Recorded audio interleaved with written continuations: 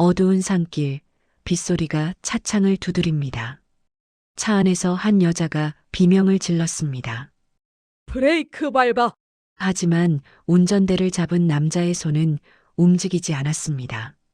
앞에서 다가오는 트럭의 불빛이 점점 가까워졌습니다. 뒷좌석에서 다른 여자가 몸을 날렸습니다. 어머니. 그 순간 타이어가 미끄러지는 소리가 밤을 찢었습니다. 이 충격적인 순간 뒤에 숨겨진 20년의 이야기가 궁금하시다면 잠시 구독 버튼을 눌러주세요. 평범해 보이는 사람들 뒤에 숨겨진 진실을 매일 전해드립니다. 알림 설정까지 해두시면 새로운 이야기를 놓치지 않으실 겁니다. 그럼 이제 시간을 거슬러 올라가 봅니다. 20년 전으로요. 마이는 22살이었습니다. 인천공항에 내렸을 때 모든 게 낯설었습니다. 사람들이 빠르게 지나가는 소리, 알아듣지 못하는 말들, 차가운 공기까지요. 남편 강태윤이 손을 흔들며 다가왔습니다. 그 옆에는 시어머니 한순자도 함께였습니다. 힘들었지? 이리 와. 친절했습니다. 하지만 시어머니의 시선은 달랐습니다. 마이를 위아래로 훑어보는 눈빛이 차갑게 느껴졌습니다. 말이 없었습니다. 그 침묵이 무거웠습니다. 차를 타고 시골로 가는 동안 시어머니는 계속 앞만 보고 계셨습니다. 한참을 달려 집에 도착했습니다. 오래된 집이었습니다. 마당에 장독대가 있었습니다. 시어머니가 방을 보여줬습니다. 여기서 자면 돼. 짐 풀고 나와. 방은 작았습니다. 이불은 낡았습니다. 창문 틈으로 차가운 바람이 들어왔습니다. 저녁 식탁에 밥과 김치, 김치찌개가 놓였습니다. 먹어. 입에 맞을지 모르겠네. 숟가락을 들었습니다. 김치찌개를 한 입 떠먹는 순간 입안이 타올랐습니다. 너무 매웠습니다. 하지만 티낼 수 없었습니다. 입에 안 맞아? 아니에요. 맛있어요. 거짓말이었습니다. 식사가 끝나고 설거지를 했습니다. 수도꼭지를 틀자 차가운 물이 쏟아졌습니다. 손이 금방 시려왔습니다. 그릇을 씻는데 엄마 얼굴이 떠올랐습니다. 베트남 공항에서 작별하던 날 엄마가 마이의 손을 잡아주셨던 그 따뜻한 손이요. 하지만 지금 마이의 손은 너무 차가웠습니다. 복도를 지나가는데 시어머니 방에서 소리가 들렸습니다. 금속이 부딪히는 소리였습니다. 문틈으로 살짝 봤습니다. 시어머니가 작은 금고를 열고 있었습니다. 불빛이 금고 안쪽을 비추고 있었습니다. 마이는 얼른 고개를 돌렸습니다. 본 척하면 안 될 것 같았습니다. 방에 들어와 이불을 펴고 누웠습니다. 밖에서 바람 소리가 들렸습니다. 창문이 덜컹거렸습니다. 엄마 생각이 났습니다. 베트남 집은 따뜻했는데 여기는 모든 게 차가웠습니다. 시어머니의 눈빛도, 공기도, 마이의 손도요. 잘 살 수 있을까? 그런 생각이 들었습니다. 하지만 그때는 몰랐습니다. 이 집에서 20년을 살게 될 거라는 걸요. 결혼한 지 3년이 지났습니다. 마이는 이제 25이었습니다. 어느 날 마이는 딸 수민의 숙제를 봐주고 있었습니다. 연필을 들고 또박또박 글씨를 써주었습니다. 엄마는 왜 글씨가 이렇게 예뻐? 마이는 대답하지 못하고 미소만 지었습니다. 방 한쪽에는 오래된 베트남 동화책이 있었습니다. 밤마다 마이는 그 책을 펼쳐 베트남어와 한국어로 번갈아 읽었습니다. 아무도 모르게요. 하지만 낮에는 다른 삶이었습니다. 태윤의 사업이 실패했습니다. 한 번, 두 번, 세 번. 빚이 늘어났습니다. 전화벨이 울렸습니다. 이번 주까지 안 갚으면 어떻게 되는지 알지? 마이는 옆에서 듣고 있었습니다. 손이 떨렸습니다. 며칠 후 태윤이 얼굴에 멍이 들어 돌아왔습니다. 빚쟁이들에게 맞은 거였습니다. 돈 주고 데려온 며느리가 이 정도도 못 벌어오냐? 마이는 파트타임으로 식당 설거지를 했습니다. 청소도 했습니다. 하지만 번 돈은 모두 태윤이 가져갔습니다. 시어머니도 차가웠습니다. 시장에서 큰 소리로 말했습니다. 이것도 못 골라? 몇 년을 가르쳐도 이것밖에 안 돼? 주변 사람들이 쳐다봤습니다. 동네 아줌마들이 속닥거렸습니다. 저기 베트남 며느리. 국제 결혼은 다 돈 노리고 온대. 마이는 얼굴이 뜨거워졌습니다. 집에 돌아와서도 구박은 계속됐습니다. 이게 밥이야? 베트남 음식이야? 청소도 제대로 못하네. 빨래도 그렇게 하면 안 마르지. 마이는 참았습니다. 어느 날 밤 베트남에서 전화가 왔습니다. 언니, 엄마가 쓰러졌어. 병원비가 100만 원 필요해. 심장이 철렁 내려앉았습니다. 다음 날 아침 마이는 시어머니 방문을 두드렸습니다. 어머니, 엄마가 아파서 100만 원만 송금해야 하는데요. 100만 원? 그런 돈이 어디 있어? 시어머니가 서랍을 열었습니다. 5만 원을 꺼냈습니다. 이것도 많이 준 거야. 손이 떨렸습니다. 저녁에 태윤이 술을 마시고 돌아왔습니다. 저 친정 엄마가 편찮으셔서 엄마 죽으면 그때 가면 되지. 뭐 이런 걸로 난리야? 그날 밤 마이는 서랍에서 작은 노트를 꺼냈습니다. 일기장이었습니다. 한국어로 썼습니다. 오늘도 힘들었다. 엄마 보고 싶다. 언젠가 다시 아이들을 가르칠 수 있을까? 일기장을 서랍 깊숙이 넣었습니다. 하지만 마이는 몰랐습니다.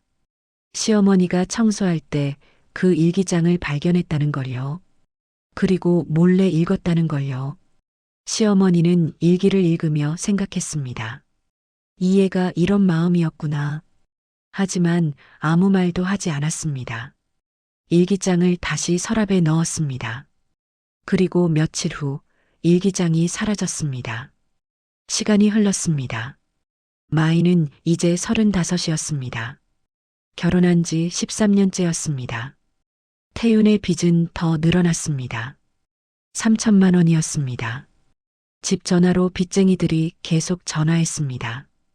이번 주 안에 3천만 원. 못 갚으면 진짜 죽는다. 태윤은 술을 더 많이 마셨습니다. 그리고 화를 냈습니다. 어느 날 밤 태윤이 소리쳤습니다. 돈 어디 숨겼어? 집안을 뒤지기 시작했습니다. 서랍을 열고 옷장을 뒤졌습니다. 없어요. 정말 없어요. 거짓말하지 마. 손이 날아왔습니다. 마이의 뺨을 쳤습니다. 마이는 벽에 부딪혔습니다. 수민이 방문을 살짝 열고 보고 있었습니다. 손이 떨리고 있었습니다. 하지만 나오지 못했습니다. 무서웠으니까요. 며칠 후 마이는 방 청소를 하고 있었습니다. 서랍을 열었습니다. 일기장이 없었습니다. 찾아봤습니다. 옷장도 뒤졌습니다. 침대 밑도 봤습니다. 없었습니다. 시어머니가 가져가셨을까요? 아니면 태윤이? 마이는 혼란스러웠습니다. 그날 저녁 마이는 서랍을 또 뒤지고 있었습니다. 교사 자격증도 찾고 있었습니다. 베트남에서 가져온 소중한 자격증이요. 그것도 없었습니다. 마이는 주저앉았습니다. 일기장도 자격증도 사라졌습니다. 시어머니가 버렸을까요?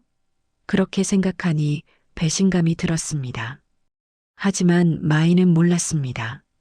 시어머니가 두 가지 모두 자기 방에 소중히 보관하고 있다는 걸요. 시간이 더 흘렀습니다. 결혼 18년째였습니다. 어느 날 시어머니가 병원에 가야 했습니다. 당뇨 검진이었습니다. 태윤이 차를 운전했습니다. 뒷좌석에는 마이가 탔습니다. 차는 산길로 접어들었습니다.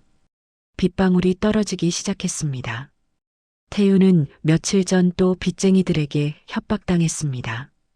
이번 주 안에 3천만 원. 못 갚으면 죽는다. 그 말이 머릿속에 맴돌았습니다. 태유는 생각했습니다. 엄마 보험금이 5억이야. 산길 커브가 나타났습니다. 맞은편에서 트럭이 다가왔습니다. 전조등이 번쩍였습니다. 시어머니가 소리쳤습니다. 태윤아, 브레이크 밟아. 하지만 태윤의 발은 브레이크에서 떨어져 있었습니다. 손은 핸들을 잡고 있었지만 움직이지 않았습니다. 눈은 멍했습니다. 지금 끝내면 보험금. 트럭이 점점 가까워졌습니다. 뒷좌석에서 마이가 그 모습을 봤습니다. 순간 깨달았습니다. 브레이크를 안 밟고 있어. 마이는 생각하지 않았습니다. 몸을 날렸습니다. 앞으로요. 핸들을 잡았습니다. 왼쪽으로 돌렸습니다. 어머니, 시어머니의 팔을 붙잡았습니다. 감쌌습니다. 타이어가 미끄러졌습니다. 차가 비틀거렸습니다. 도랑으로 빠졌습니다. 덜컹 멈췄습니다. 침묵이 흘렀습니다. 시어머니의 손이 떨렸습니다. 마이의 손을 잡았습니다. 짧게요. 고맙다. 작은 목소리였습니다. 처음으로 따뜻했습니다. 태유는 핸들을 잡은 채 앉아 있었습니다. 얼굴이 창백했습니다. 죽을 뻔했잖아. 내가 무슨 짓을. 하지만 목소리가 떨렸습니다. 집에 돌아왔습니다. 시어머니는 아무 말 없이 방으로 들어갔습니다. 문을 닫았습니다. 방 안에서 시어머니는 앉아 있었습니다. 손이 떨렸습니다. 내 아들이 날 죽이려 했어. 그리고 며느리가 날 살렸어. 그날 밤 시어머니는 결정했습니다. 며느리를 지켜줘야 한다. 마이는 자기 방에서 생각하고 있었습니다. 방금 제 손을 잡으셨는데 왜? 혼란스러웠습니다. 하지만 한 가지는 확실했습니다. 더는 여기서 살 수 없다. 차 사고 후 몇 달이 지났습니다. 태윤의 폭력은 더 심해졌습니다. 술만 마시면 화를 냈습니다. 어느 날 밤 태윤이 마이의 방을 뒤지고 있었습니다. 뭘 숨겼어? 돈 있잖아. 서랍을 열었습니다. 옷을 꺼냈습니다. 그리고 발견했습니다. 종이 한 장이었습니다. 교사 자격증 복사본이었습니다. 마이가 몰래 복사해둔 거였습니다. 태윤이 그걸 들었습니다. 이게 뭐야? 마이는 얼어붙었습니다. 내 주제의 교사였다고? 감히 나한테 숨겨? 찢기 시작했습니다. 비리리 소리가 났습니다. 안 돼요. 그건. 마이가 달려들었지만 이미 늦었습니다. 자격증은 조각이 되었습니다. 바닥에 떨어졌습니다. 태윤이 마이를 밀쳤습니다. 마이는 넘어졌습니다. 감히 교사? 넌 그냥 며느리야. 돈 주고 산 베트남 여자. 마이는 바닥에 앉아 있었습니다. 찢어진 자격증 조각을 봤습니다. 그 순간 뭔가 끊어졌습니다. 다음 날 아침 마이는 시어머니 방문을 두드렸습니다. 어머니, 들어와. 마이는 들어갔습니다. 무릎을 꿇고 앉았습니다. 이혼하고 싶어요. 시어머니는 마이를 오래 봤습니다. 침묵이 흘렀습니다. 그래야겠지. 목소리가 작았습니다. 20년을 살았는데 이렇게 끝나서 죄송해요. 시어머니가 고개를 저었습니다. 미안해. 내가 너를 지켜주지 못했어. 마이는 고개를 들었습니다. 시어머니의 눈빛이 달랐습니다. 차갑지 않았습니다. 내가 변호사 소개해 줄게. 마이는 눈물이 났습니다. 며칠 후 마이는 시어머니와 함께 변호사 사무실에 갔습니다. 변호사가 물었습니다. 폭력이 있었나요? 시어머니가 대답했습니다. 있었습니다. 제가 봤습니다. 도박도 했나요? 했습니다. 빚이 3천만 원입니다. 변호사가 고개를 끄덕였습니다. 이혼은 가능합니다. 하지만 위자료는 남편분이 무일푼이시면 많이 받기 어렵습니다. 얼마나 받을 수 있을까요? 300만 원 정도요. 그것도 분할로요. 마이는 고개를 끄덕였습니다. 돈은 중요하지 않았습니다. 이혼만 되면 됐습니다. 법정 날이 왔습니다. 태윤이 말했습니다. 마이가 가정에 충실하지 않았습니다. 베트남 친구들이랑 수상한 모임 자주 가졌어요. 거짓말이었습니다. 판사가 시어머니를 봤습니다. 증인, 증언해 주시겠습니까? 시어머니가 일어났습니다. 며느리는 20년 동안 우리 집을 지켰습니다. 아들은 도박하고 폭력 휘둘렀습니다. 차 사고 날 때 며느리가 저를 구했습니다. 아들은 브레이크를 밟지 않았습니다. 태윤이 소리쳤습니다. 엄마, 왜? 판사가 망치를 두드렸습니다. 조용히 하십시오. 판결이 났습니다. 이혼을 인정합니다. 위자료는 300만 원, 6개월 분할 지급. 법정을 나왔습니다. 시어머니가 마이의 손을 잡았습니다. 미안하다. 20년 동안 차갑게 대해서 마이는 울었습니다. 며칠 후 공항이었습니다. 시어머니가 마이와 수민을 배웅 나왔습니다. 차 트렁크를 열었습니다. 무언가 꺼냈습니다. 초코파이 박스였습니다. 마이는 그걸 받았습니다. 무거웠습니다. 라면보다 무거웠어요. 베트남 가서 먹어. 내가 좋아했잖아.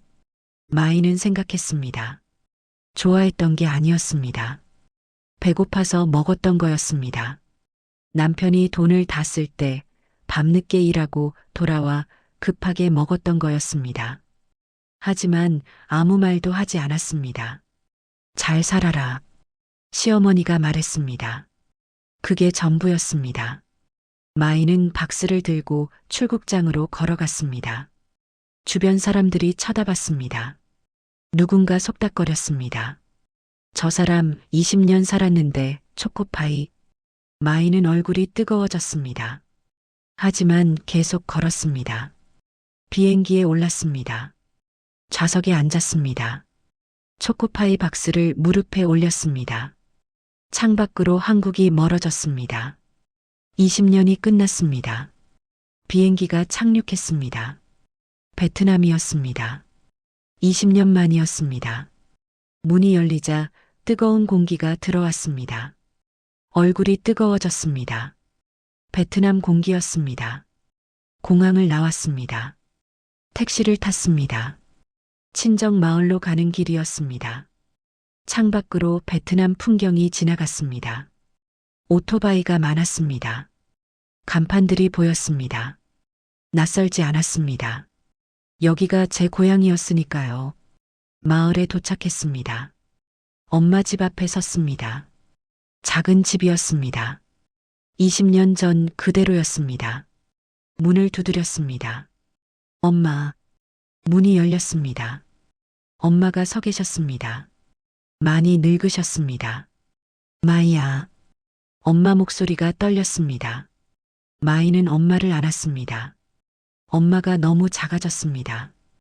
20년 전보다 훨씬 작았습니다. 미안해요, 엄마. 이제야 왔어요. 괜찮아, 괜찮아. 엄마가 마이의 머리를 쓰다듬었습니다. 집 안으로 들어갔습니다. 좁았지만 따뜻했습니다. 엄마가 물을 주었습니다. 초코파이 박스를 구석에 놓았습니다. 그게 뭐야? 초코파이요.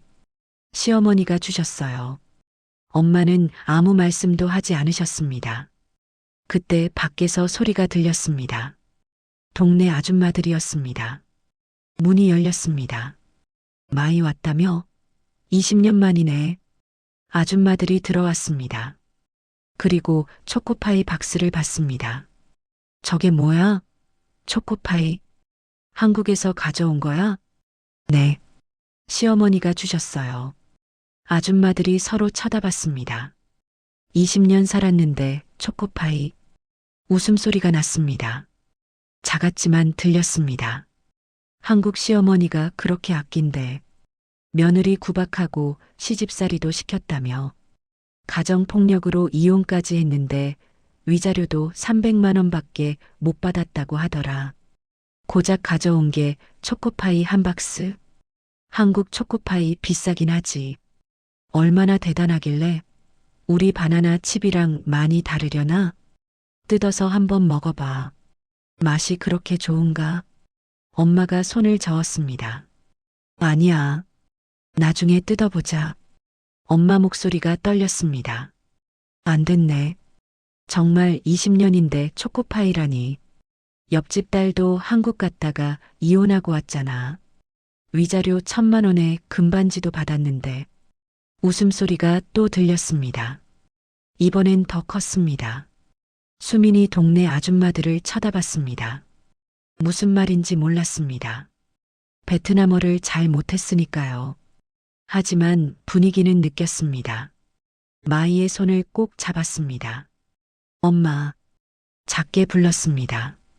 마이는 고개를 숙이고 아무 말도 하지 못했습니다. 이제 가봐요. 멀리서 와서 피곤할 텐데 쉬어야지. 엄마가 말씀하셨습니다. 아줌마들이 나갔습니다. 하지만 밖에서도 웃음소리가 들렸습니다. 문이 닫혔습니다. 집안이 조용해졌습니다. 엄마가 마이를 보셨습니다. 마이야, 20년 살았는데 이게 다야? 엄마 목소리가 떨렸습니다. 위자료도 300만 원밖에 못 받았어요. 엄마가 한숨을 쉬셨습니다. 마이의 손을 잡아주셨습니다. 고생했다, 우리 딸. 눈물이 났습니다. 마이는 초코파이 박스를 받습니다. 빨간 박스요. 변명하고 싶었습니다. 시어머니가 저한테 잘해주셨어요 라고요. 하지만 뭐라고 말해야 할까요? 초코파이 박스가 전부였으니까요. 20년 동안 뭘 했을까요? 남편한테 맞고 시어머니한테 구박받고 그리고 돌아온 건 초코파이 박스였습니다. 얼굴이 뜨거웠습니다. 수치스러웠습니다. 엄마한테 미안했습니다. 그날 밤 수미는 금방 잠들었습니다. 하지만 마이는 잠이 오지 않았습니다. 엄마가 물으셨습니다. 마이야, 그거 안 열어봐? 나중에요, 엄마. 엄마가 더 이상 묻지 않으셨습니다. 마이는 천장을 봤습니다. 초코파이 박스가 계속 보였습니다. 열어서 초코파이를 보면 서러운 마음에 눈물을 못 참을 것 같았습니다. 그래서 열고 싶지 않았습니다. 하지만 궁금했습니다. 왜 이렇게 무거울까요? 다음 날 아침, 엄마와 수미는 시장에 갔습니다. 마이야, 우리 손주 데리고 시장 갈래? 전 좀 쉴게요. 엄마, 수민이 데리고 다녀오세요. 엄마가 나가시기 전에 말씀하셨습니다. 마이야, 그거 열어봐야 하는 거 아니야? 오래 두면 상해. 나중에요, 엄마. 문이 닫혔습니다. 집안이 조용해졌습니다. 마이는 혼자 남았습니다.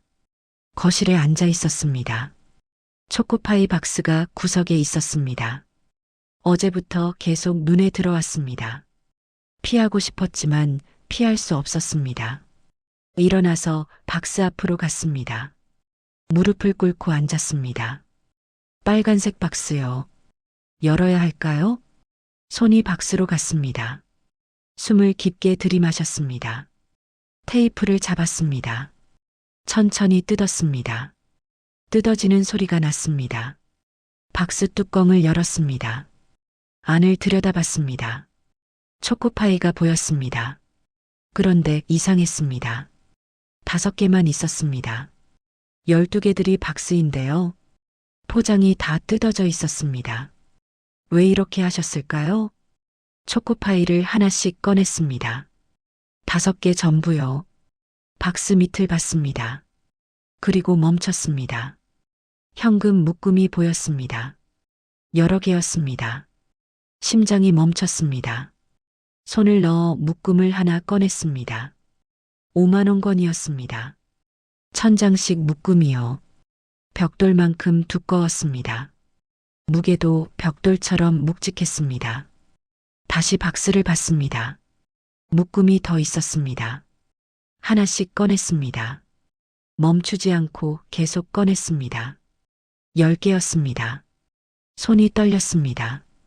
벽돌 같은 현금 묶음 10개요. 1000장씩 10묶음이요. 계산했습니다. 5억 원이요. 숨을 쉴 수 없었습니다. 박스를 다시 봤습니다. 밑바닥에 뭔가 더 있었습니다. 보자기에 쌓인 무언가요. 꺼냈습니다. 풀었습니다. 금속 부딪히는 소리가 났습니다. 금반지였습니다. 그리고 금목걸이요. 반지를 들어 올렸습니다. 기억났습니다. 시어머니 손에 있던 반지요. 시집 때 받은 거라고 하셨던 그 반지요. 목걸이도 기억났습니다. 명절 때만 하시던 거요. 시어머니한테 받은 거라고, 귀한 거라고 하셨던 거요. 그걸 다 저한테 주셨어요. 박스를 다시 봤습니다. 밑에 또 뭔가 있었습니다. 노트였습니다. 익숙했습니다. 마이의 일기장이었습니다. 사라졌던 그 일기장이요. 20년치 전부요. 손이 떨렸습니다. 일기장을 열었습니다. 첫 페이지를 봤습니다. 마이의 글씨였습니다. 한국에 왔다. 모든 게 낯설다. 엄마 보고 싶다. 페이지를 넘겼습니다. 오늘도 힘들었다. 하지만 참아야 한다. 또 넘겼습니다. 수민이가 물었다. 엄마는 왜 글씨가 예쁘냐고. 대답하지 못했다. 나는 교사였다고 말할 수 없었다. 눈물이 났습니다. 일기장 옆에 또 뭔가 있었습니다. 종이였습니다. 딱딱했습니다. 꺼냈습니다. 교사 자격증이었습니다. 원본이요. 사라졌던 그 자격증이요. 손이 떨렸습니다. 태윤이 찢은 건 복사본이었습니다. 원본은 시어머니가 보관하고 계셨던 거예요. 일기장도 자격증도 버린 게 아니었습니다. 보관하고 계셨던 거예요. 박스 밑에 마지막으로 봉투가 하나 보였습니다. 편지였습니다. 떨리는 손으로 꺼냈습니다. 봉투에 쓰여 있었습니다. 마이에게. 시어머니 글씨였습니다. 봉투를 천천히 열었습니다. 편지를 꺼냈습니다. 펼쳤습니다. 마이야. 첫 줄부터 눈물이 났습니다. 손으로 입을 막았습니다. 계속 읽었습니다. 20년 동안 차갑게 대해서 미안하다. 동네 사람들이 내가 돈 노리고 왔다고 수군거렸어. 나도 처음엔 의심했다. 그래서 일부러 차갑게 대하며 시험했다. 하지만 내 일기를 읽었어. 미안하다. 매일 밤 쓴 일기에서 내가 교사였다는 것, 아이들을 사랑한다는 것, 다시 가르치고 싶다는 꿈을 알았어. 눈물이 편지에 떨어졌습니다. 마이는 눈물을 닦았습니다. 편지를 계속 읽었습니다. 자격증도 내가 간직했다. 아들이 찢은 건 복사본이었어. 원본은 여기 있다. 차 사고 날 때 내가 날 구했지. 내 아들이 날 죽이려 했는데 며느리가 날 살렸어. 그때 알았다. 진짜 내 가족은 너였다고. 이 돈으로 베트남에 학교를 세워라. 내 꿈을 이뤄라. 아이들을 가르쳐라. 20년 동안 고생한 보상이다. 너는 훌륭한 교사였고 다시 교사가 되어야 한다. 미안하고 고맙다. 사랑한다. 시어머니 한순자. 편지가 끝났습니다. 마이는 편지를 가슴에 안고 바닥에 엎드려 울었습니다. 20년이 보였습니다. 시어머니가 저를 처음 보셨던 날. 차가운 눈빛이었습니다. 빨래 도와드릴 때 말씀이 없으셨습니다. 시장에서 구박하시던 모습도 보였습니다. 이게 밥이야? 베트남 음식이야? 청소도 제대로 못하네. 하지만 이혼할 때는 제 편이셨습니다. 변호사도 주시고 증언도 해주시고 차에서 저를 보셨던 눈빛도 떠올랐습니다. 고맙다. 손을 잡아주셨던 순간도요. 설거지하다가요. 그리고 이 박스요. 안에 전부를 넣어주셨습니다. 공항에서 박스를 받았을 때 어쩐지 무거웠습니다. 그때는 몰랐습니다. 라면 때문이라고 생각했습니다. 하지만 그게 아니었습니다. 5억 원과 금반지와 금목걸이, 일기장과 자격증 때문이었습니다. 시어머니는 다 알고 계셨습니다. 무거울 거라는 걸요. 그래서 조심해서 가거라고 하셨던 거예요. 어머니, 섭섭해했던 거 미안해요. 화냈던 것도요. 다 알고 계셨죠? 제가 고생한 거요. 손을 바닥에 짚고 울었습니다. 얼마나 울었는지 모르겠습니다. 그때 밖에서 엄마와 수민이 돌아오는 소리가 들렸습니다. 문이 열렸습니다. 마이야, 우리 왔어. 엄마가 들어오시다가 멈췄습니다. 바닥에 현금과 금반지와 목걸이가 펼쳐져 있었습니다. 저게 뭐야? 엄마가 천천히 다가왔습니다. 현금을 보셨습니다. 이게 전부 박스 안에 있었어? 네, 엄마. 목소리가 떨렸습니다. 엄마가 무릎을 꿇고 앉았습니다. 현금을 만지셨습니다. 시어머니가 이걸 준비하셨구나. 마이야, 시어머니가 너를 사랑하셨나 봐. 마이는 대답하지 못하고 울음만 나왔습니다. 엄마도 우셨습니다. 수민이 다가왔습니다. 엄마, 왜 울어? 마이는 수민을 안았습니다. 할머니가 엄마를 사랑하셨대. 수민도 울기 시작했습니다. 저도 할머니 사랑해요.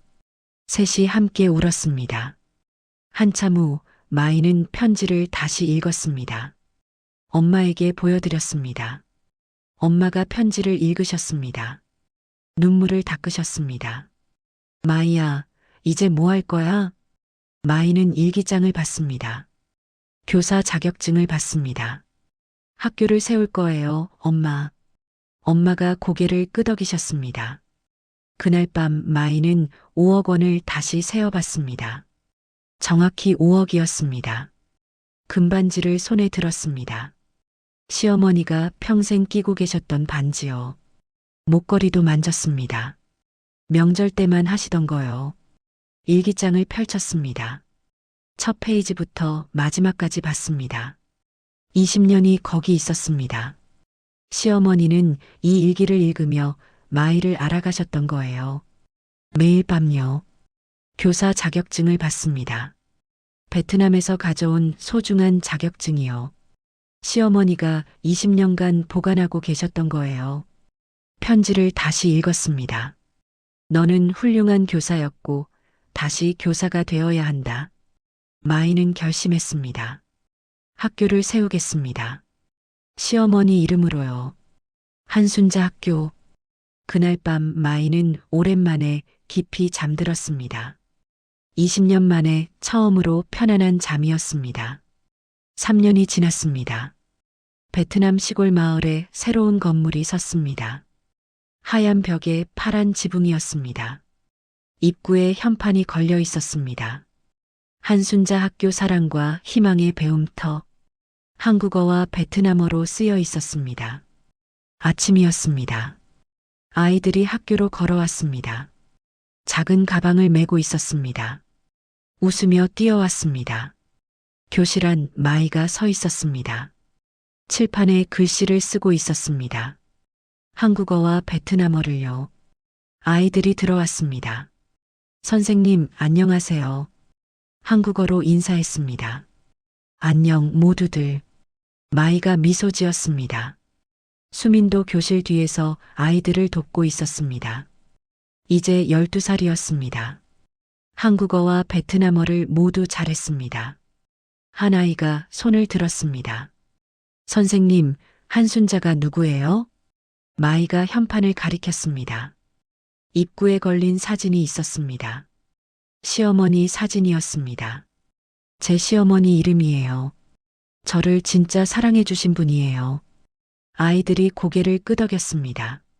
수업이 끝나고 마이는 교무실에 앉아 있었습니다. 책상 위에 액자가 놓여 있었습니다. 시어머니 편지를 액자에 넣어둔 거였습니다. 너는 훌륭한 교사였고 다시 교사가 되어야 한다. 마이는 편지를 읽었습니다. 매일 읽었습니다. 엄마가 교실 문을 열고 들어왔습니다. 마이야, 오늘 한국 가는 거지?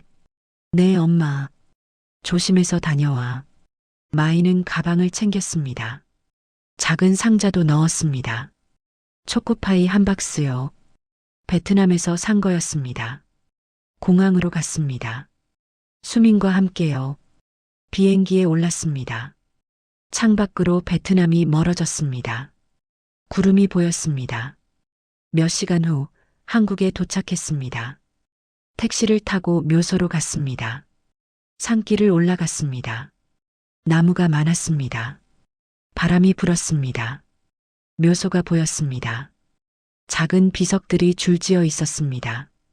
하나씩 보다가 멈췄습니다. 한순자, 시어머니였습니다. 마이는 무릎을 꿇고 앉았습니다. 수민도 옆에 앉았습니다. 비석을 봤습니다. 사진은 없었습니다. 이름만 있었습니다. 목이 맸습니다. 어머니, 다녀갈게요. 목소리가 떨렸습니다. 미안해요. 그때 못 왔어요. 이제야 왔어요. 눈물이 났습니다. 편지 받았어요. 5억 원도, 금반지도, 목걸이도, 일기장도, 자격증도 다 받았어요. 말하다가 울었습니다. 그걸로 학교 세웠어요. 엄마랑 같이요. 아이들을 가르쳐요. 한국 음식도 가르치고 베트남 음식도 가르쳐요. 한국어도 베트남어도요. 수민이도 도와줘요. 할머니 생각난다고 말해요. 숨을 깊게 들이마셨습니다. 행복해요, 어머니. 바람이 불었습니다. 나뭇잎이 흔들렸습니다. 시어머니가 들으시는 것 같았습니다. 사랑한다고 하셨죠? 저도 사랑해요, 어머니. 가방을 열었습니다. 초코파이 박스를 꺼냈습니다. 빨간 박스요. 비석 앞에 놓았습니다. 가져왔어요. 같이 먹어요. 햇빛에 박스가 반짝였습니다. 20년 전 처음 한국에 왔을 때 매운 음식이 힘들었습니다. 남편이 도박할 때 밤늦게 일하고 돌아와 급하게 먹었던 음식들이었습니다. 고생의 상징이었습니다. 공항에서 받았을 때는 서러웠습니다. 박스를 열었을 때는 정말로 충격이었습니다. 이제는 고마운 초코파이였습니다. 사랑의 상징이요. 시어머니가 저를 지키려고 준비하셨던 거요. 5억 원을 숨기시려고 5개만 넣으셨던 거요. 빨간색이 햇빛에 반짝였습니다. 수민이 물었습니다. 엄마, 할머니 여기 계셔? 응, 여기 계셔. 수민이 비석을 보며 조용히 인사했습니다. 할머니, 저예요. 수민이요. 보고 싶어요. 마이도 절을 했습니다. 일어나서 비석을 만졌습니다. 차가웠습니다. 하지만 시어머니는 따뜻하셨습니다. 감사합니다, 어머니. 덕분에 행복해요. 앞으로도 행복하게 살게요. 또 올게요. 수민이 데리고요. 바람이 또 불었습니다. 나뭇잎 소리가 들렸습니다. 그래, 하시는 것 같았습니다. 수민의 손을 잡았습니다. 따뜻했습니다. 시어머니 손처럼요.